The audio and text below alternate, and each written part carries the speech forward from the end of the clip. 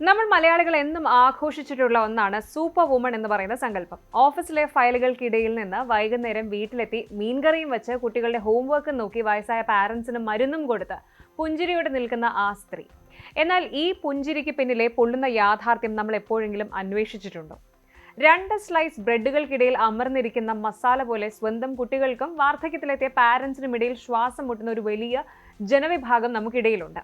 ഇതിനെ സോഷ്യോളജിസ്റ്റുകൾ വിളിക്കുന്നത് sandwich generation എന്നാണ്. ഇന്ന് നമ്മൾ ചർച്ച ചെയ്യുന്നത് 35 മുതൽ 54 വയസ്സ് വരെയുള്ള നമ്മുടെ ചേച്ചിമാരുടെ, അമ്മമാരുടെ, സഹോദരിമാരുടെ അതിജീവന പോരാട്ടത്തെക്കുറിച്ചാണ്. കരിയറിലെ പീക്ക് ടൈമിൽ നിൽക്കുമ്പോൾ തന്നെ കുടുംബത്തിന്റെ ഭാരം ചുമലിലേറ്റേണ്ടി വരുന്ന ഈ സ്ത്രീകളുടെ അവസ്ഥ അത്യന്തം ഗൗരവകരമാണ്. ഒരു സാമൂഹിക ആരോഗ്യ പ്രതിസന്ധിയായി ഇതിനെ കാണേണ്ടതുണ്ട്. സാൻഡ്വിച്ച് ജനറേഷൻ എന്ന അവസ്ഥ എങ്ങനെയാണ് രൂപപ്പെടുന്നത് എന്ന് പരിശോധിച്ചാൽ അതിന് പിന്നിൽ ഒരു മാറുന്ന ലൈഫ് സ്റ്റൈലിലും അതുപോലെ സാമൂഹിക ക്രമങ്ങളും കാണാൻ സാധിക്കും. നമുക്കിടയിൽ കഴിഞ്ഞ കുറച്ച് ദശകങ്ങളായിട്ട് വന്ന വലിയ മാറ്റങ്ങളാണ് വൈകിയുള്ള വിവാഹം എന്ന് പറയുന്നത്. പണ്ട് 20 വയസ്സിൽ വിവാഹം കഴിഞ്ഞ് 40 വയസ്സാകുമ്പോഴേക്കും മക്കൾ സ്വയം പര്യാപ്തരായിരുന്നു. എന്നാൽ ഇന്ന് കരിയറിൽ സെറ്റിൽഡ് ആയതിനു ശേഷം, അതായത് ഏകദേശം 30 മുതൽ 35 വയസ്സിൽ വിവാഹം കഴിക്കുന്ന സ്ത്രീകളുടെ എണ്ണം കൂടി. ഇതിന്റെ ഫലം എന്താണ്? അവർക്ക് 45 മുതൽ 50 വയസ്സാകുമ്പോൾ മക്കൾ കൗമാരപ്രായത്തിന്റെ പ്രശ്നങ്ങളിലൂടെ, ടാൻഡ്രംസിലൂടെ കടന്നു പോകുന്നുണ്ടാകും. അതേസമയം തന്നെ അവരുടെ മാതാപിതാക്കൾ 70കളിലോ 80കളിലോ എത്തിയിട്ടുണ്ടാകും. ഒരു വശത്ത് മക്കളുടെ എൻട്രൻസ് എക്സാമും കരിയറും ഒക്കെ, മറുവശത്ത് അച്ഛൻ്റെയോ അമ്മയുടെയോ ഡയാലിസിസോ മറ്റ് വാർദ്ധക്യ സഹജമായ അസുഖങ്ങളോ ഒക്കെ.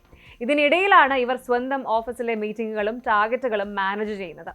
ജോലിയിൽ കാണിക്കേണ്ട പ്രൊഫഷണലിസം കൂടി നിലനിർത്താൻ ശ്രമിക്കുന്നതോടെ ഇവർ അനുഭവിക്കുന്ന പ്രഷർ എന്ന് പറയുന്നത് വാക്കുകൾക്ക് അതീവമാവുകയാണ്. ഈ ഡബിൾ ബർഡൻ, ഇരട്ട ഭാരം സ്ത്രീകളെ മാനസികമായും ശാരീരികമായും തകർക്കുന്നു എന്നതാണ് വസ്തുത. നമ്മൾ പലപ്പോഴും കേൾക്കാറുള്ള ഒരു കാര്യമാണ് അവൾക്ക് എപ്പോഴും എന്തെങ്കിലും അസുഖമാണ് എന്ന്. സത്യത്തിൽ ഇത് അസുഖമല്ല, മറിച്ചൊരു ബേൺ ഔട്ടാണ്. അതായത് രാവിലെ 5 മണിക്ക് തുടങ്ങുന്ന ഇവരുടെ ഓട്ടം എന്ന് പറയുന്നത് രാത്രി ഒരു 11 മണിക്ക് അവസാനിക്കുമ്പോഴേക്കും ശരീരത്തിലെ എനർജി, ഊർജം പൂർണ്ണമായും ചോർന്നു പോയിട്ടുണ്ടാകും. പുലർച്ചെ എഴുന്നേറ്റ ഉടൻ തുടങ്ങുന്ന വീട്ടുജോലികൾ, കുട്ടികളെ സ്കൂളിൽ അയക്കൽ, അതുപോലെ മാതാപിതാക്കൾക്ക് കൃത്യസമയത്ത് മരുന്നും ഭക്ഷണവും നൽകുന്നത് എന്നിവയ്ക്ക് ശേഷം ഓഫീസിലെ പ്രഷറിലേക്ക് ഇവർ വീഴുന്നു. ഓഫീസിലെ ടാർഗറ്റുകൾ പൂർത്തിയാക്കി തിരികെ വീട്ടിലെത്തുമ്പോഴേക്കും ഇവർക്ക് വിശ്രമിക്കാൻ സമയമില്ല. വീണ്ടും അടുക്കളയിലെ പണികളും കുട്ടികളുടെ പഠന കാര്യങ്ങളും അവരെ കാത്തിരിക്കുകയാണ്. സ്വന്തം ഇഷ്ടങ്ങൾക്കോ വിനോദങ്ങൾക്കോ വ്യായാമത്തിനോ പോലും സമയം കണ്ടെത്താൻ കഴിയാത്ത ഒരവസ്ഥ ഇവരെ പെട്ടെന്ന് രോഗികളാക്കി മാറ്റുന്നു. ഉറക്കമില്ലായ്മ, അമിത രക്തസമ്മർദ്ദം, ഹോർമോണൽ വേരിയേഷൻസ്, ഡിപ്രഷൻ തുടങ്ങിയവ ഇവരിലേക്ക് എളുപ്പത്തിൽ പിടിമുറുക്കുന്നു. ഈ പ്രായത്തിലുള്ള സ്ത്രീകൾ അനുഭവിക്കുന്ന പ്രധാന പ്രശ്നങ്ങൾ ഇനി പറയാൻ പോകുന്നവയാണ്. 1, ക്രോണിക് ഫെറ്റീഗ്, അതായത് വിശ്രമിച്ചാലും മാറാത്ത കഠിനമായ ക്ഷീണം. 2, ഗിൽറ്റ് ആണ്, കുറ്റബോധം. അതായത് അതെന്തിനാണെന്ന് വെച്ചാൽ മക്കളെ നോക്കാൻ പറ്റുന്നില്ല, അല്ലെങ്കിൽ അച്ഛനെ ഹോസ്പിറ്റലിൽ കൊണ്ടുപോകാൻ കഴിയുന്നില്ല തുടങ്ങിയ കാരണങ്ങളാൽ ഉണ്ടാകുന്നൊരു കുറ്റബോധം. ഇത് ശരിക്കും ഇവരെ കൂടുതൽ ജോലികൾ ചെയ്യാൻ പ്രേരിപ്പിക്കുന്നു. അതുവഴി ശാരീരിക തകർച്ചയിലേക്ക് നയിക്കുകയും ചെയ്യുന്നു. വാസ്തവത്തിൽ വീട്ടുജോലികളും മാതാപിതാക്കളുടെ ശുശ്രൂഷയും സ്ത്രീയുടെ മാത്രം കടമയല്ല എന്ന ബോധ്യം കുടുംബാംഗങ്ങളിൽ ഉണ്ടാകേണ്ടത് അനിവാര്യമാണ്. ഇനിയുള്ളത് ഇൻവിസിബിൾ ലേബർ, അതായത് വീട്ടുജോലികൾ പലപ്പോഴും ആരും കാണാറില്ല. അത് അവരുടെ മാത്രം ഉത്തരവാദിത്തമായിട്ട് സമൂഹം കാണുന്നു. ഇക്കാര്യത്തിൽ പുരുഷന്മാരുടെ പങ്കാളിത്തത്തെക്കുറിച്ച് സംസാരിക്കുമ്പോൾ ഇന്നും നമ്മുടെ സമൂഹം വളരെ പിന്നിലാണ്. മിക്ക വീടുകളിലും ഭർത്താക്കന്മാർ സാമ്പത്തികമായ സഹായം നൽകുമ്പോഴും ഇമോഷണലായ പിന്തുണയോ അല്ലെങ്കിൽ പ്രായോഗികമായ ജോലികളിൽ പങ്കുചേരുകയോ ഒന്നും ചെയ്യുന്നില്ല എന്നതൊരു യാഥാർത്ഥ്യമാണ്. 2026 കണക്കുകൾ പ്രകാരം കേരളത്തിലെ മധ്യവയസ്കരായ സ്ത്രീകളിൽ ഹൈപ്പർ ടെൻഷനും ടൈപ്പ് 2 ഡയബറ്റീസും വർദ്ധിച്ചു വരികയാണ്. കൃത്യസമയത്ത് ഭക്ഷണം കഴിക്കാത്തതും ഉറക്കമില്ലായ്മയും ഇതിന്റെ പ്രധാന കാരണങ്ങളാണ്. സ്വന്തം ചെക്കപ്പിന് പോലും സമയം കണ്ടെത്താൻ കഴിയാത്തൊരവസ്ഥയിലാണ് ഇവർ ഉള്ളത്. ഹോർമോണൽ ഇംബാലൻസ്, മെനോപോസ് ഒക്കെ ഉണ്ടാക്കുന്ന ഇതേ പ്രായത്തിലാണ് ഇവർക്ക് ഈ ഒരു ഇരട്ട ഉത്തരവാദിത്തം വരുന്നത് എന്നത് സ്ഥിതി കൂടുതൽ സങ്കീർണമാക്കുന്നു. നമുക്ക് തുറന്ന് സംസാരിക്കാം. നമ്മുടെ വീടുകളിൽ പുരുഷന്മാർ എത്രത്തോളം ഉത്തരവാദിത്തം പങ്കിടുന്നുണ്ട്? പലപ്പോഴും ഭർത്താക്കന്മാർ സാമ്പത്തിക സഹായം നൽകുന്നുണ്ടാകാം. എന്നാൽ കുട്ടികൾക്ക് ഭക്ഷണം വാരി കൊടുക്കുന്നതിലോ അല്ലെങ്കിൽ വീട് വൃത്തിയാക്കുന്നതിലോ അവർ എത്രമാത്രം ഭാഗമാകുന്നുണ്ട്? ഭാര്യയെ സഹായിക്കുന്നു എന്ന ചിന്താഗതി അത് മാറി ഇത് എന്റെയും ഉത്തരവാദിത്തമാണ് എന്ന ബോധ്യത്തിലേക്ക് പുരുഷന്മാർ വളരേണ്ടതുണ്ട്. അടുക്കള ജോലികളും രോഗികളെ പരിചരിക്കുന്നതിലും തുല്യ പങ്കാളിത്തം ഉണ്ടായാൽ മാത്രമേ ഈ സാൻഡ്വിച്ച് ജനറേഷൻ നേരിടുന്ന ഭാരം കുറയ്ക്കാൻ സാധിക്കൂ. കുടുംബത്തിലെ ഓരോ അംഗവും ഉത്തരവാദിത്തങ്ങൾ പങ്കിട്ടെടുക്കുന്ന ഒരു സംസ്കാരം വളർത്തിയെടുക്കേണ്ടത് ഈ സ്ത്രീയുടെ ആയുസ് വർദ്ധിപ്പിക്കുന്നതിന് തുല്യമാണ്.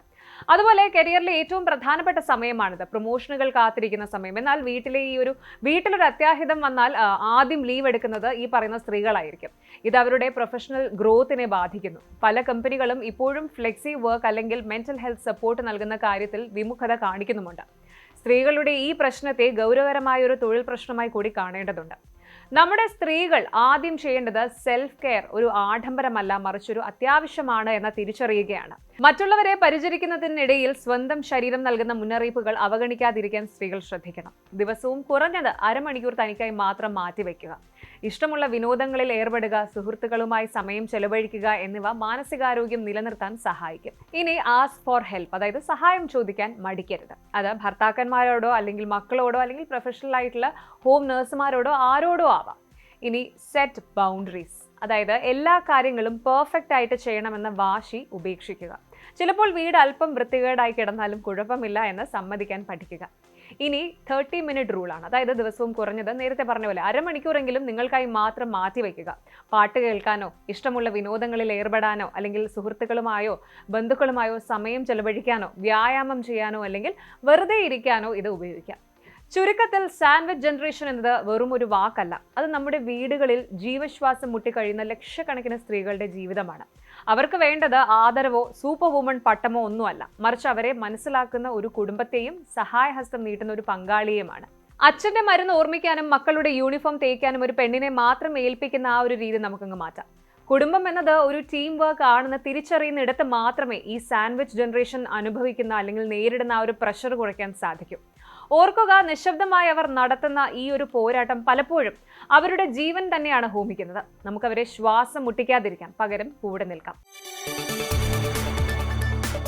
കൂടുതൽ വാർത്തകൾക്ക് news 18 Keralam YouTube channel subscribe ചെയ്യുക.